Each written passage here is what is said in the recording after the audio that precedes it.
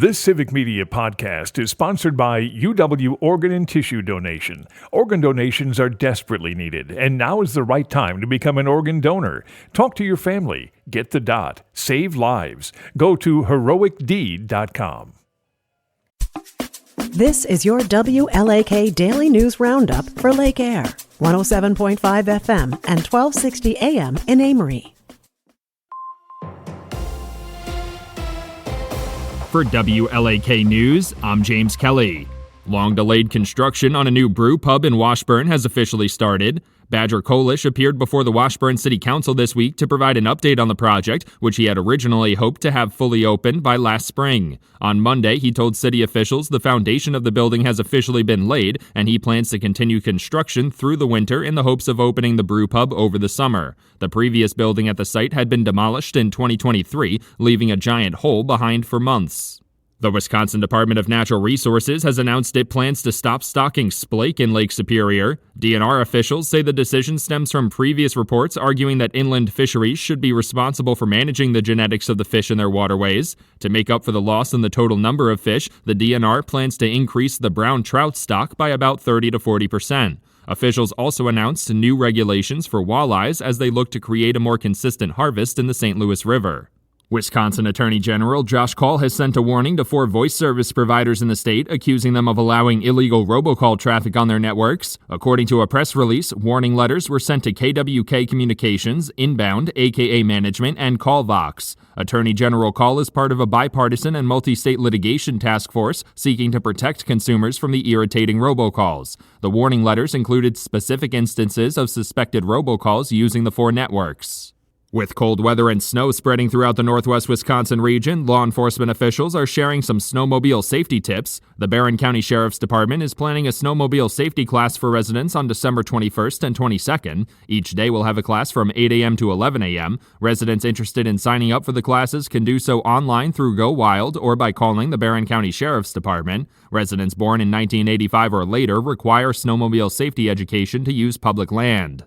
The Wisconsin Department of Public Instruction has adopted new reading curriculum recommendations without the approval of the Joint Finance Committee. State Superintendent Jill Underly sent a letter to the Republican-controlled committee on Friday referencing a state Supreme Court decision showing that the DPI does not require Joint Finance Committee approval for the curriculum.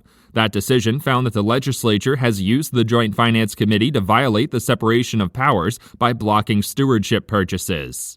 Wisconsin has received nearly $18 million of federal funding to replace large older vehicles like buses and dump trucks with zero-emission vehicles. The funding comes from the U.S. Environmental Protection Agency, which awarded a total of $735 million for similar projects across the country. The Clean Heavy-Duty Vehicle Grant Program was established through the Inflation Reduction Act. This round of funding through the program will be used to replace nearly 60 heavy-duty vehicles in the city of Milwaukee.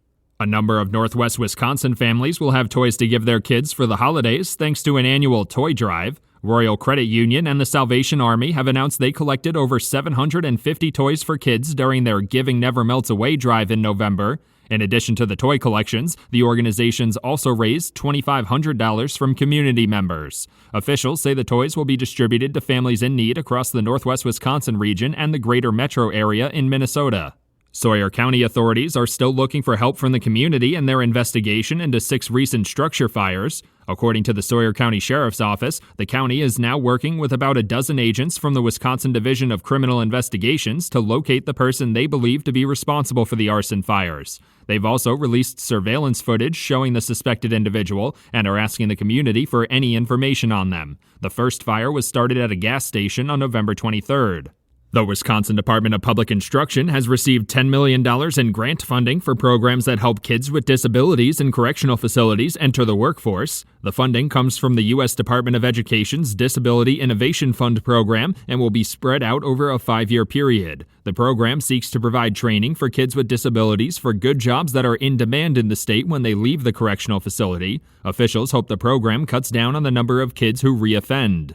The Wisconsin Department of Natural Resources has released its annual air quality trends report. The report found that the amount of air pollution from sources like ozone and carbon monoxide has continued to decrease, but the pace of decrease slowed due to Canadian wildfires and a warmer than usual summer. Their data shows statewide ozone concentrations have dropped by about 15% over the previous 2 decades. Due to those conditions, some counties in the eastern part of the state have failed to meet the 2015 ozone standard.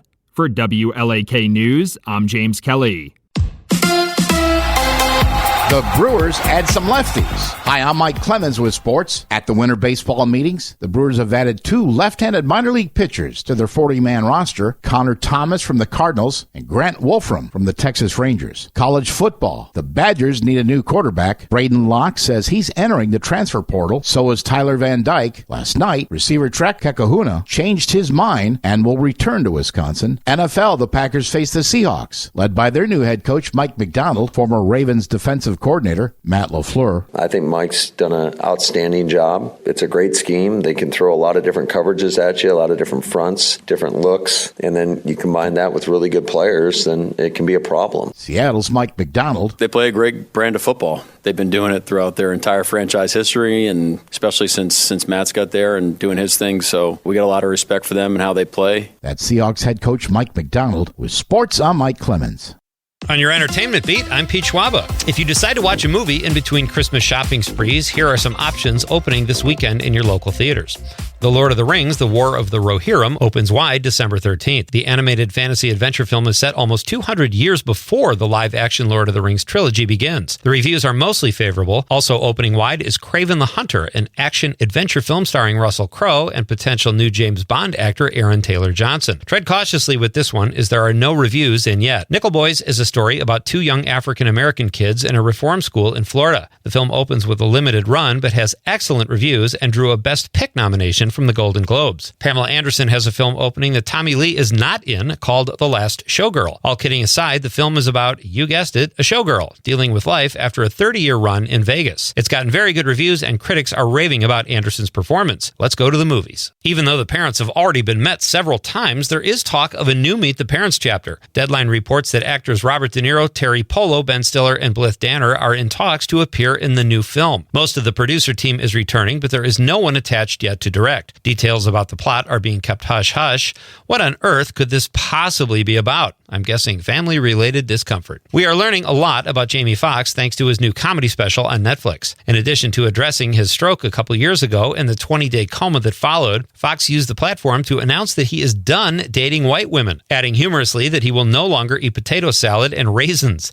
Before you judge him, if you are, I'm done dating white women too, mostly because I'm married to a white woman who loves potato salad. I don't get it either, Jamie. You might think Americans don't work as hard as they used to, but that is not true at all when it comes to TV watching. Tube viewing was up 5% overall for the month of November, but that does not include Thanksgiving, which would have driven the numbers up even higher. According to Nielsen, the reason for the increased viewing was the election, World Series, and the Mike Tyson-Jake Paul Snooze Fest. A Nielsen pie graph shows broadcast networks with 23.7% of viewers. Streaming services accounted for 41.5%, which is up 1% from the previous month. Cable accounted for 25% of TV watching. In the category of other on the graph, it showed 9.7%. I'm guessing those are people who just leave the TV on and stare at the Roku home screen indecisively. Speaking of streaming, Netflix really hit a home run last month with the Tyson-Paul fight, even though it left viewers watching mostly a rotating buffering ball. Netflix's The Lincoln Lawyer was the most viewed streamer for the month with 3.9 billion views. Well done, couch potatoes. For more showbiz fun, tune in to Nightlight with me, Pete Schwaba, weeknights from 6 to 8 p.m. on the Civic Media Radio Network. It is going to be cold, but not as windy today. Mostly sunny with a high between 5 and 10 this afternoon. The wind west at 5 to 10. Tonight, mostly clear. We're going to drop into the single digits below zero. Tomorrow, partly cloudy 18 with some light freezing rain and snow by Friday night into Saturday. I'm meteorologist Sean Cable. Temperature now 12 below. That's your WLAK Daily News Roundup from Civic Media. Subscribe to this podcast on Spotify, Apple, or wherever you find your podcasts. Find more news at lakeair.radio.